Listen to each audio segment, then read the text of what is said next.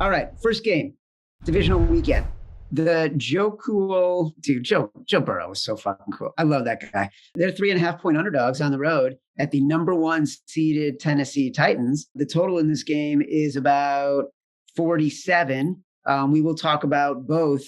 My first instinct on this, I don't have one. Huh. Yeah, I would say my gut would always say to me, take Cincy in the points. You're getting 3.5 on a dog. Very competitive offense. Who does Tennessee really have to make these stops on the defense against this kind of high-powered offense of the Bengals? Luckily, we have numbers and data, and you can dive into this stuff. And it's always, as a bettor, I'm always looking for a little bit of advantage. And where I find my advantage is always on the D line, the offensive line. It's a place that's not sexy. People don't care about it, but to me, it's one of the most important areas of football, and I find a lot of value in that position. Since he just lost their number one run defender at the middle on their D tackle. So when I look at this game and I throw the numbers in, people get bored by the numbers. That's why I try not to talk about numbers too much because some of it doesn't even make sense. And you can make any number sound the way you want it to make whatever point you're trying to make sound right.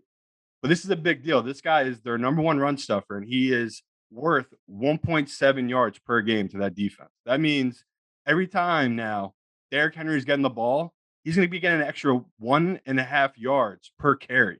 This guy already averages 4 yards to 5 yards per carry, Derrick Henry. So now you're telling me this guy's going to average 6 yards per carry in this matchup. When I first saw this number, I really didn't get it because I thought it should just be 3. Once Yeah. I started diving into it, holy shit, there's a big advantage for this Tennessee team. So that's why I'm hearing professionals. I'm seeing the pro money come in on Tennessee early right now. It's going to balance out a little bit because I know the public will come on Joe Burrow because they're like Chad. They like Joe. Joe's a cool dude. What is it, 31 years, first win in Cincinnati. Coach is going around to the different bars, giving out game balls and shit. It's like, awesome story. That's their Super Bowl. I'm happy for you, Cincinnati, but you're going up against the perfect storm here in a Tennessee team that is just a true bruiser team that they're not going to let Tannehill fuck this up for them. They're going to rely on Derrick Henry, fresh legs. They've rested him for this whole point. It's bad luck for the Cincinnati team running into them because against the Bills or the Chiefs, I could see this offense kind of going toe to toe, not with this kind of style that Tennessee plays. Tennessee just wears out your defense. They ball control. If Joe Burrow has 1 or 2 3 and outs, it's over for Cincy. So I made this number 4. I still think you're getting a good number if it hits 4 for Tennessee. I would take it 3.5, but I'm cool with people waiting. You can wait and get the 3, but I don't know what the public's going to do with this number. But I can tell you professionals are going to take Tennessee in this spot.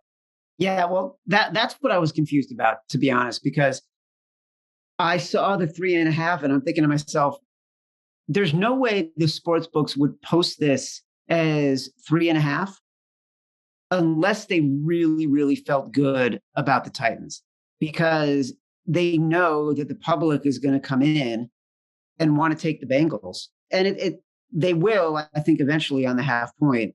Right now, the money is on the Titans. The bets are on the Titans, but the discrepancy between the money and the bets is very large, meaning 83% of the money is on the Titans, 65% of the bets. And that's just because they opened it at 2.5. Like they hung a bad line with Tennessee, and they just got bet up real quick. Again, it's a soft open when they give out those lines. Like they're not going to take 20, 30K bets on that. They're going to maybe take at the top 10K.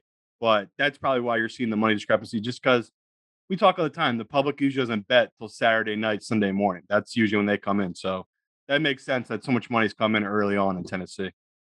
Larry Ogunjobi.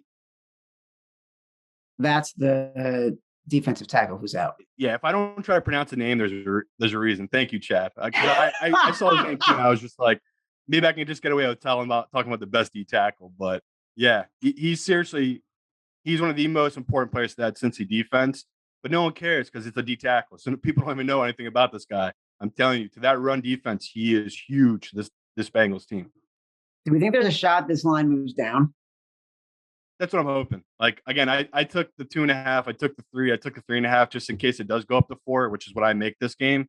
But I do think the public will come in. It's just they love Joe Burrow, they love what they've seen from this offense, and no one trusts Tennessee. There's a reason Tennessee is plus 850. People just don't trust them. Their Super Bowl future is plus 850. No one just trusts the Tennessee Titans. So that's why I'm shocked this wasn't 3. I assume they would make this game 3. The fact that they opened at 2.5 and then shot it up to 3.5 just shows you that they might have hung a bad line. They should have just opened it at 3. So we'll see. It could get to 4, but I don't mind taking the 3.5 because it is a key number.